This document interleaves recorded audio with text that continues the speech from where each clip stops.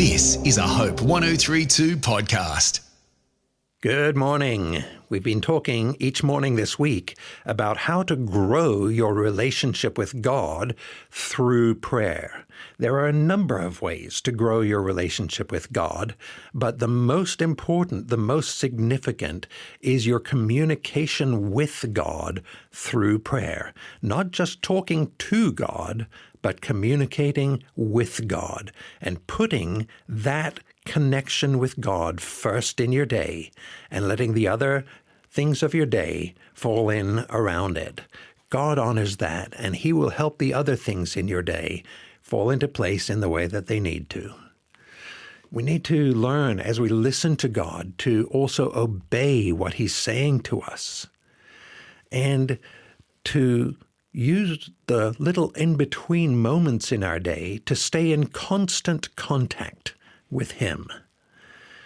Well, today I want to emphasize this with you. In your most desperate moments, turn to God as your first option. God is not your last resort in life. He's not the final bastion, the last thing to cling to. No, He's the most dependable place to turn to when your life spins out of control. Think about it. When you're desperate, you turn to the people closest to you, right? The people you know you can depend on.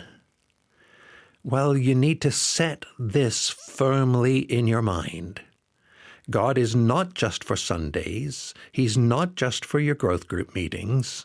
He's not just your insurance policy for when you die. You don't do Christian things just to appease Him or because you know you should. No, God is the most important person in your life. More than your spouse, more than your kids, more than your parents. He is the most important person in your life. He loves you more deeply than your spouse, more deeply than your dearest friend. He is able to support you in desperate circumstances more than any other person in your life. He is what the Bible calls the friend that sticks closer than a brother. He'll be with you when you walk through the valley of the shadow of death. He's the one to cry your anguish to when your spouse asks you to sign divorce papers. He's the one who understands when your son or daughter's life is hanging by a thread.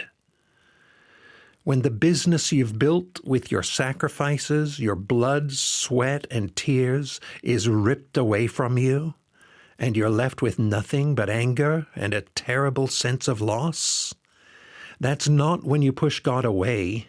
It's when you turn to Him and find His loving care and the strength to keep taking the next step in life. You know, Psalm 142 was written by David when he was hiding out in a cave. King Saul had the whole army out looking for David. He felt abandoned. He felt alone. The army kept unearthing more and more of his hideouts. Finally, David was in his last place to hide. There in his cave, he's feeling hopeless and so alone. He's desperate. He's discouraged. Where does he turn? Let me read you the first 5 verses of that chapter he wrote from that cave. With my voice I cry out to the Lord. With my voice I plead for mercy to the Lord. I pour out my complaint before Him. I tell my trouble before Him. When my spirit faints within me, Lord, you know my way. In the path where I walk, they have hidden a trap for me. Look to the right and see, there is none who takes notice of me. No refuge remains to me. No one cares for my soul. I cry to you, O Lord. I say, you are my refuge, my portion in the land of the living. Well, you also need to learn in your most desperate moments to turn to God as your first option. I'm John North. To go deeper in your faith, visit afci.com.au.